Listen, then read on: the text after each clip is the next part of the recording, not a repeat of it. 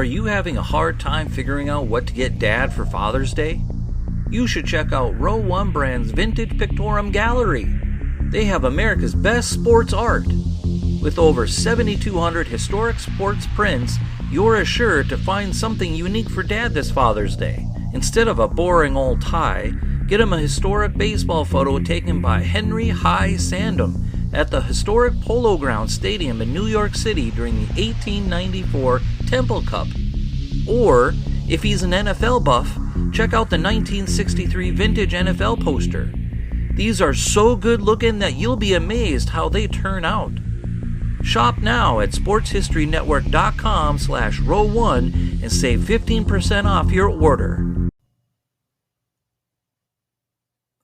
If you haven't heard about Anchor, it's the easiest way to make a podcast. Let me tell you all about it. First of all, it's free.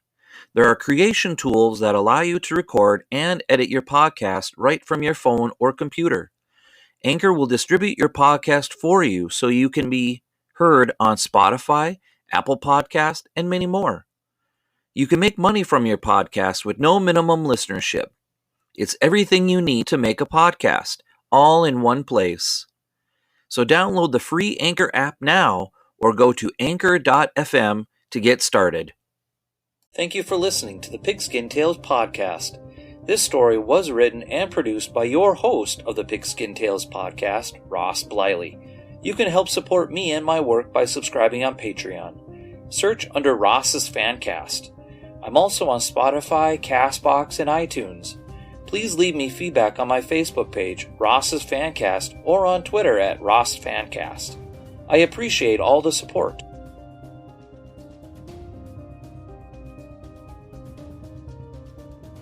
At 6'2", 247 pounds, he was the last of the great tackles in Minnesota Vikings franchise history. In his career, he earned 6 visits to the Pro Bowl and played in 3 Super Bowls. He was named one of the 50 greatest players in franchise history.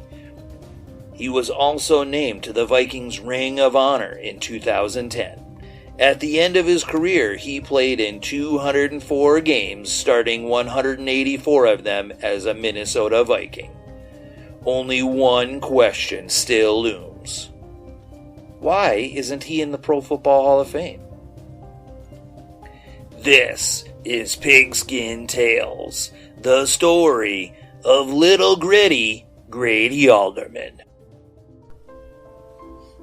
In 1938, FDR was the United States President and John Garner was his Vice President. The United States population was about 129 million residents. The unemployment rate was 19%. Around the world, Adolf Hitler, dictator of Germany, marched his Nazi troops into Austria and declared Austria and Germany now political allies. Later, the United States alongside Great Britain would be dragged into World War II fighting against the Germans, Italians, and Japanese. A month prior to Alderman's birth, Hitler's Nazis arrested about 30,000 German Jewish men and forced them into concentration camps. This major incident in Germany became known as Kristallnacht, or the Night of Broken Glass.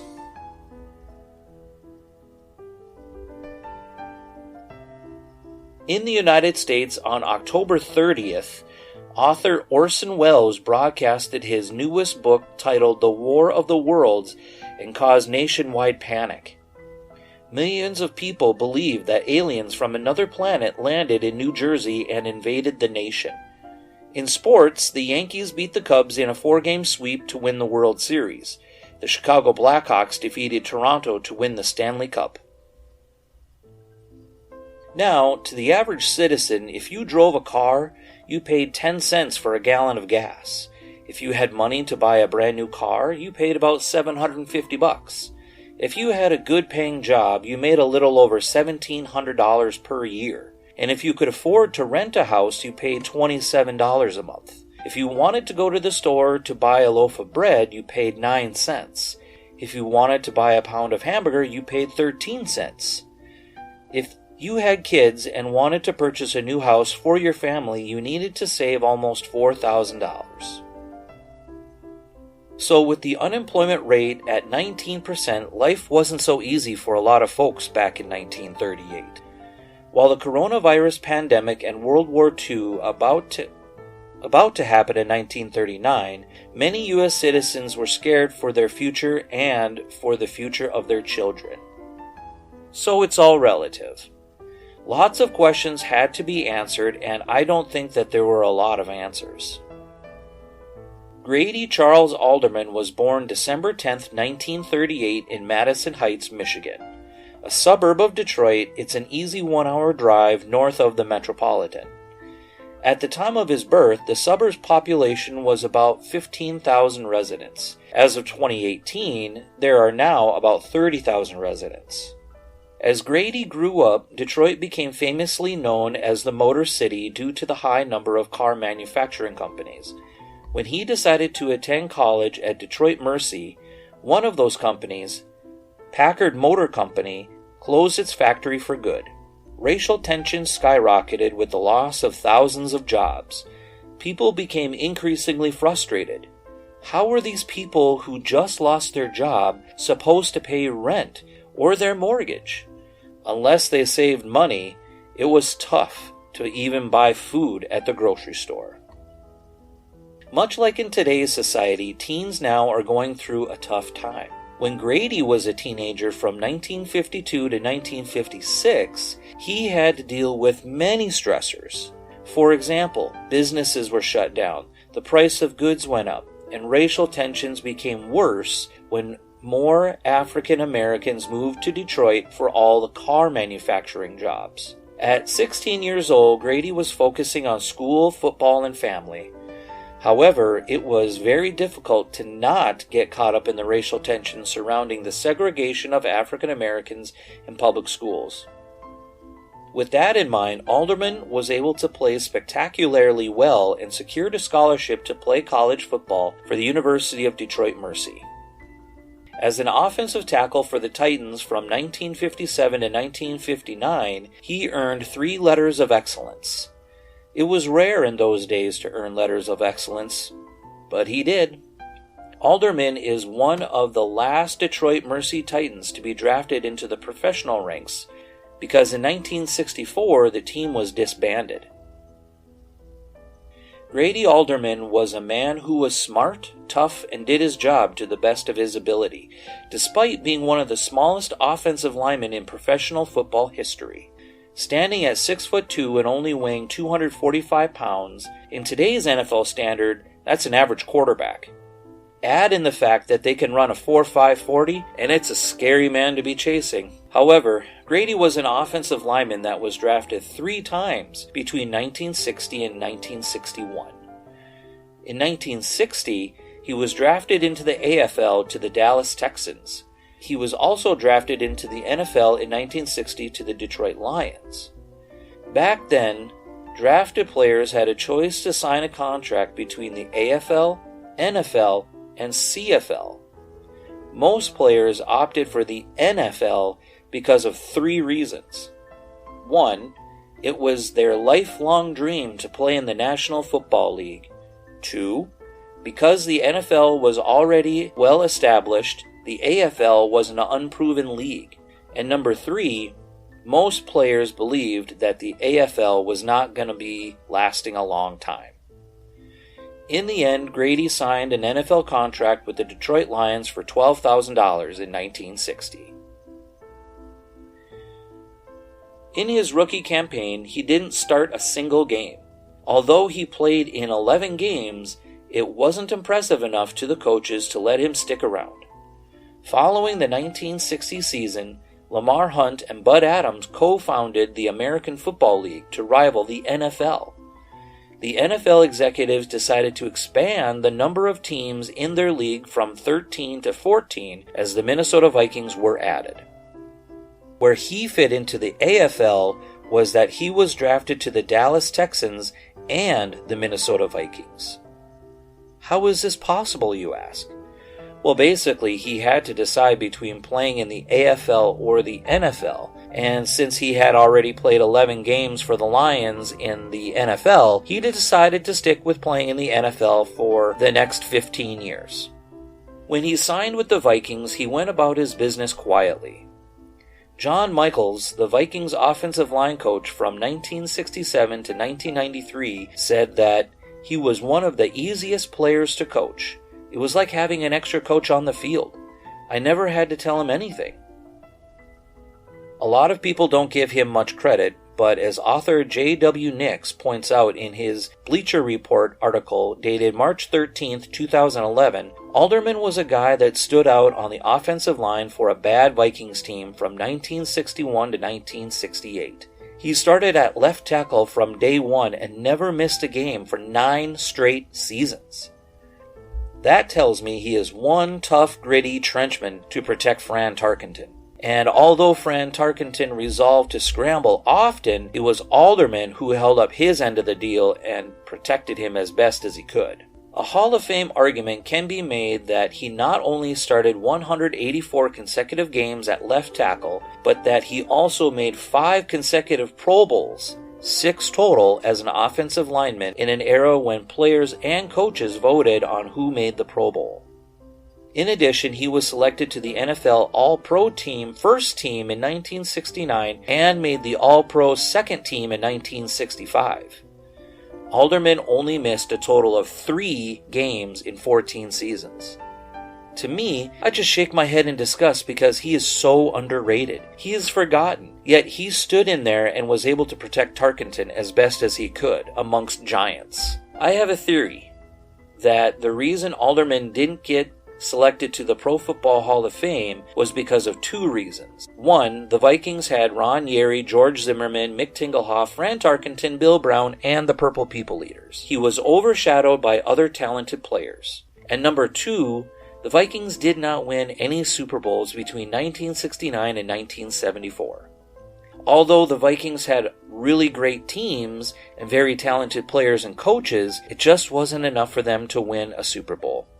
Unfortunate for a lot of talented players and coaches, the lack of winning a Super Bowl overshadows the fact that some of them should have made it to the Hall of Fame in Canton, Ohio. Former Vikings quarterback Fran Tarkenton had this to say about the underrated Alderman. Grady Alderman was the first player I met at training camp in Bemidji. He and Mick Tingelhoff went on to be the very best of friends and stayed that way. Grady played left tackle for us, and he was everything you would want in a player. He was smart, had great talent, and was a team-first guy. Those early Vikings teams had a foundation on the offensive and defensive line. They were Grady Alderman and Jim Marshall. Those 2 men are how this franchise was built. Grady was a man of integrity, smart, kind, and generous. He was the best guy you could ever be around. When asked, legendary Vikings head coach Bud Grant said, Grady was a valuable member of those teams that helped us rise from nothing to be a playoff team year in and year out. He was a big part of that core of players who made the Vikings in that era. He was a great leader, respected, smart, and played left tackle, which is a very valuable position on the field, and was good at it. He was very, very intelligent, and it showed in how he played. Grady Alderman was highly respected among his peers. It's a shame he couldn't be selected to the Pro Football Hall of Fame. When he wasn't playing football, he became a certified public accountant.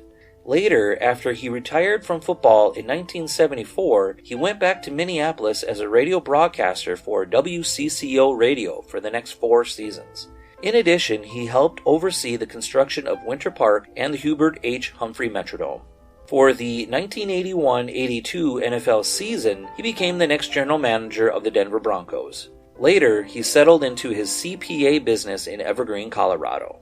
On April 5, 2018, Grady Alderman, the underrated but gritty offensive tackle for the Minnesota Vikings, whom coaches never had to worry about his performance, passed away peacefully. He was enshrined in the University of Detroit Mercy Hall of Fame, but missed out on the most honorable induction in pro football history. He will not be forgotten because he was honored by the Vikings in 2010 as one of the 50 greatest players in franchise history and was also inducted into the Vikings Ring of Honor. This story was written and produced by your host of the Pigskin Tales podcast, Ross Bliley. Edited by Nikki Bliley. Sources of information were found online at BleacherReport.com, Vikings.com/news/original Viking, one of 50 greatest Grady Alderman passes away, the obituary of Grady Alderman from Legacy.com, Infoplease.com, ThePeoplesHistory.com, History.com/topics/Holocaust/Kristallnacht, and a book I personally own titled Tales from the Minnesota Vikings Sideline, a collection of the greatest Viking stories ever told, written by Bill Williamson and Eric Thompson. Music soundtrack provided by Kevin MacLeod of filmmusic.io. You can help support me and my work by subscribing on Patreon. Search under Ross's Fancast. I'm also on Spotify, CastBox, and iTunes. Please leave me feedback on my Facebook page, Ross's Fancast, or on Twitter at RossFancast. Thank you for listening to the Pigskin Tales podcast.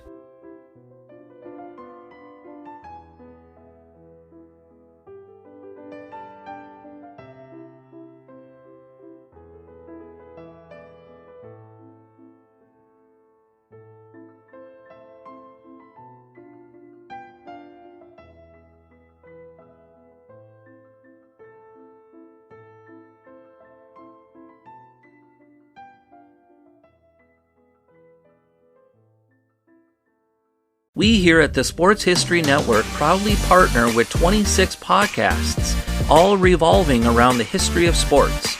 But did you know that many of our hosts were sports history authors way before they started their shows? It's true. We've got Joe Ziemba, host of When Football Was Football, Joe Zagurski, host of Pro Football in the 1970s, Mark Morthier, host of Yesterday's Sports, Tommy Phillips, host of Lombardi Memories, and Scott Adamson, co-host of From the 55-Yard Line. All these authors have many books for you to choose from. To check them out, go to our website at sportshistorynetwork.com/sportshistorybooks. Pick up your copy today. Soundtrack provided by Kevin MacLeod of filmmusic.io.